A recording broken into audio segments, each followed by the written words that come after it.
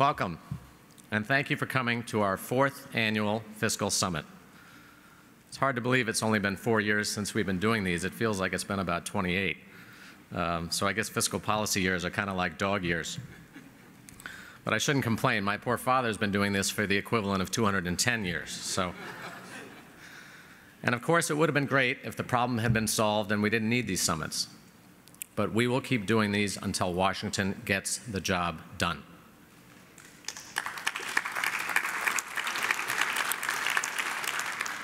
Each year, we like to take a fresh angle on fiscal policy. In 2010, we started these by discussing the challenge itself. In 2011, we debated policy ideas as we launched the Foundation's Solutions Initiative. And last year, we focused on the politics of reform. Today, in the wake of brinksmanship, deadlines, and cliffs, it's time to go back to the fundamental reason why we're here. Today's event is called Facing the Future. And America's future is what the Peterson Foundation and this event is all about. Our current fiscal path makes no sense.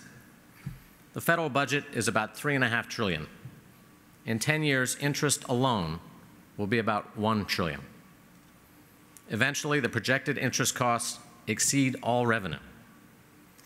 The trajectory we're on is just unthinkable, and we're on it. Yes, we've made a little progress in the last few years, but the reforms had barely any impact on the long-term future. Before those policies, CBO projected debt to GDP of 200%. After all the reforms, we're still projected to reach that same level just 5 years later. With all that fighting, all we did was postpone the problem. In effect, we spent 3 years arguing over a 5-year delay. And so if we spend the next 2 years doing nothing, we're kind of right back where we started. The recent reforms didn't get the job done because they have not addressed the fundamental drivers of our long-term debt. The real causes include a growing elderly population that we have known about for decades. This is no surprise. The retirement of the baby boom is right on schedule.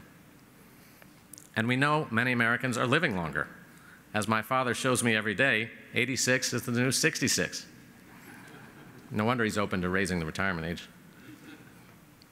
Combine this with a U.S. healthcare system that costs way more than it should.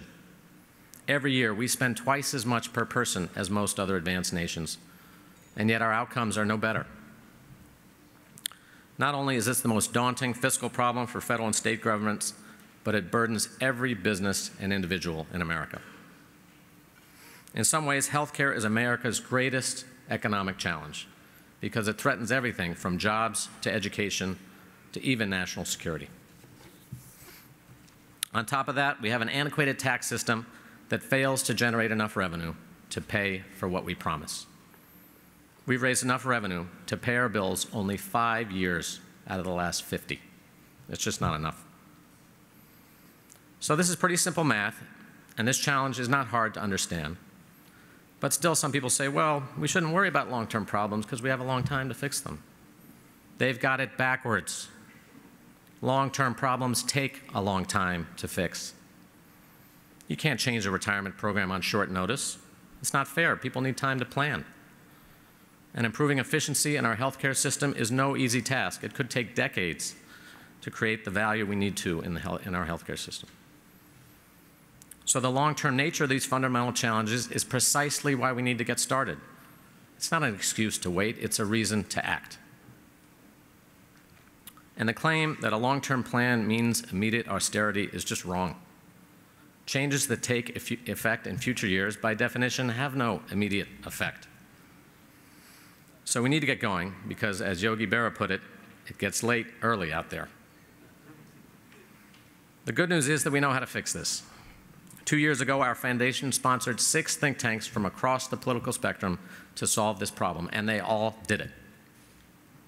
There are many ways to deal with this, but what is critical is that we act soon. Delaying doesn't make problems go away, it just makes them harder to solve.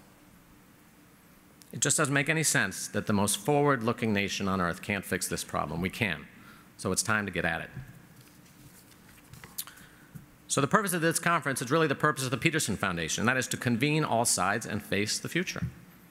Today's summit is designed to identify trends, to explore opportunities, and to determine actions we can take today to prepare for the world we're so swiftly heading into. So today we will take the conversation back to the future. This morning we'll hear from some of the best thinkers in America. Bill Clinton and Bill Gates will discuss the trends shaping our nation and the world, and more importantly, how to prepare for it. After that, we'll have one-on-one interviews with 5 political leaders from both parties in Congress and the administration. And this afternoon, we'll go in-depth on several key issues, including workforce and retirement, rising healthcare costs, and U.S. competitiveness and national security. By the end of the day, we should all feel a sense of urgency. This is about more than this year's deficit or next, and this is about more than our national debt even. This is about the future role of the United States in the world. Will America be a debtor nation or a leading nation? The choice is ours, right now.